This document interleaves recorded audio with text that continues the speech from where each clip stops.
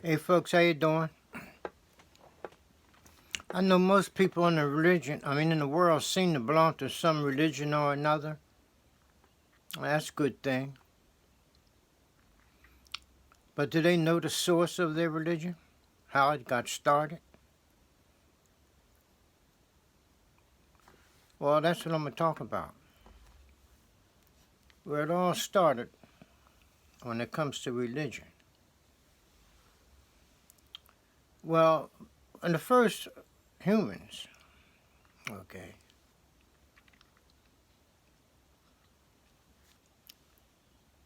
set out to survive, their first thoughts and etc. were for food and water and reproduction.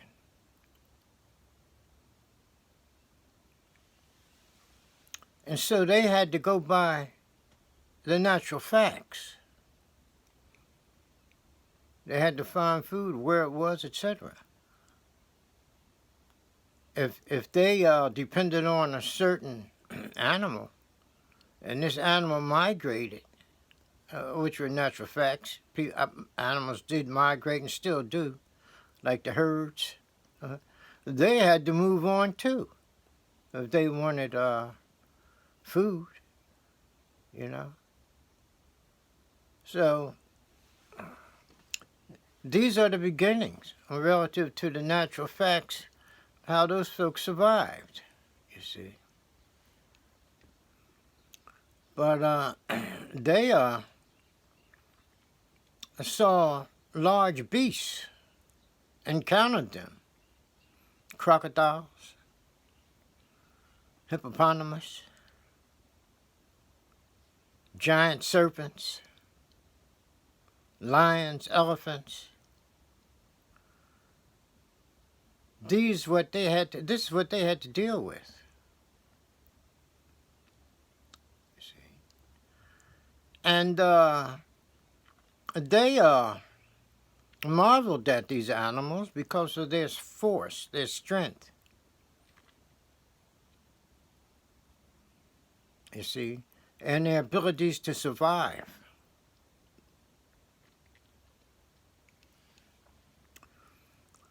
So as time moved on, they took these animals, okay, and set them in the sky, in the constellations. These were the elemental powers here on Earth. Those animals just mentioned, hippopotamus, crocodile, etc. They were placed in the sky by looking up at the stars and connecting the dots, or connecting the stars. They just drew lines between them, okay? And said, well, this is the hippopotamus here, you see. And they drew more lines, etc. So the first seemed like signs of zodiac might have very well been animals, because that's what we see, not humankind. Okay. So we see that they put the animals up there in the sky. They marveled. But it's strange that they didn't put a female up there. A woman. Now, these animals they put up there were female animals, not the males. They put females up there at first. Okay. But why didn't they put the human up there? Well, they couldn't do it, because they knew that those animals that they put up there, like I just mentioned, the lion, the hippopotamus, the crocodile, etc., were far more powerful than what they were. They admired the animals because of their power. their abilities to survive. And they recognized that these animals had a powerful immune system because they saw that they fought each other and got wounded and hurt, but they survived. So they saw that the animals had qualities that they certainly didn't have. Okay? And so they put the animals up there because the animals simply had those powers that the human didn't have. But they didn't worship the animals. They just admired them, wondered about them and their powers. So this is why the female wasn't put up there in heaven. Now, why didn't they put a man up there? Because there were no men around. The first humans were female. They were androgynous. The mythology tells us this over and over again. But anyway, this is how the goddesses came about, even though they didn't call them goddesses and they didn't worship them. They were just powers of earth, elemental powers. Okay? That they encountered during the course of their lives. So they put them up there in heaven.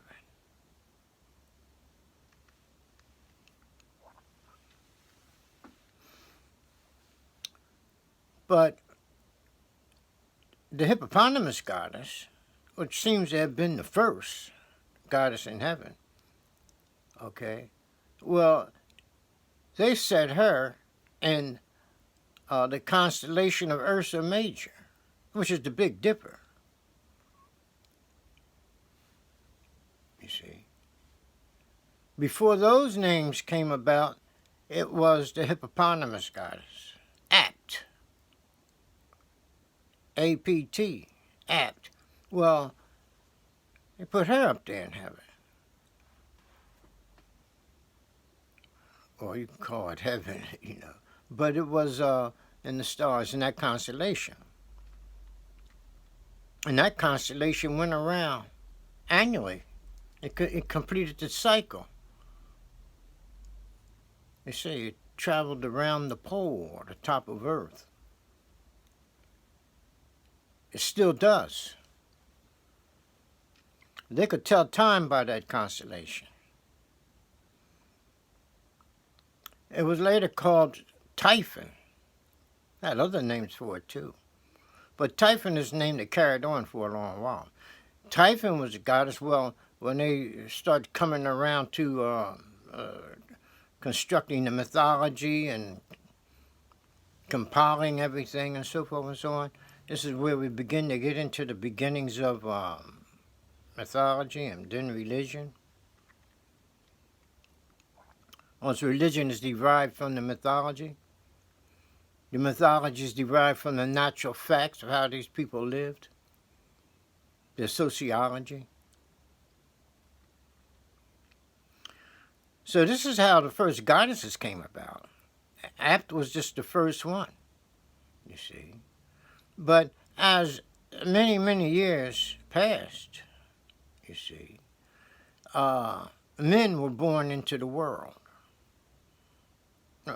These androgynous women began to give birth to male and female as individual entities instead of androgynous folks. It was a change. And eventually, the men gained power. And it is said that the hippopotamus goddess that was used for time, it happened that the time wasn't as accurate as it needed to be after a while. So they say they kicked her out of heaven. This is the fall from heaven, because this hippopotamus goddess, Apt, who later became known as Typhon, she just had 7 stars under her. And they say that these are her children. So they say Typhon had 7 children. But anyway, they were all kicked out of heaven. This is the fall from heaven. In other words, what happened was that they stopped using, the hippopotamus goddess or that constellation, Ursa Major, for time telling. They began to use the moon and then the sun. So the sun god comes along and told Apt, or the Typhon, that she was no longer the goddess of heaven, that he was the god of heaven himself. He took over. Or in other words, the male took over. They was born into the world. Later, they became strong enough to take over. And so we have it in Revelation about the woman and her 7 sons. She said that she committed incest with her sons and she was a whore and all that. Well, they were stars. Stars don't do those things. Well, that's how they ran it down in some parts, some scriptures. Okay. But anyway, this is how it began, you see. And eventually the patriarchy took over. And it was the goddess who was the number one, not the goddess. Even to this day, it's God the Father who's number one. But early on, it was the female because no men were around. So now we have where the mythology starts, you see, with the animals, okay. You have the stellar mythology or the astronomical mythology when you got into the stars and so forth and so on. Later on, these became religions. Mythology first, then it became religion. And through the Kemites, religion, and Ethiopians and others, the Cushites, these religions were spread out. People migrated to different countries. And they took this system with them. They called it the mystery system, so forth and so on. And they took it with them, and later it became religion. And so when religion, people talk about religion, they still talk about the mysteries of religion. Well, what are the mysteries? About the stars? Religion, the mythology started with the natural facts. What's the mystery about that? You see, somebody did something to the data, the information. They took the natural fact and turned it into mysteries and called them religious secrets or religious mysteries and all that stuff. Somebody asked about them, they say, oh, no, that's God's business. You're not supposed to know anything about that. That is religion today. Okay, folks, that's how religion began. And what we got today is the results. Okay, folks, take it easy, and I'll get back with you and talk more about religion and mythology, etc. Have a good one. Okay, bye.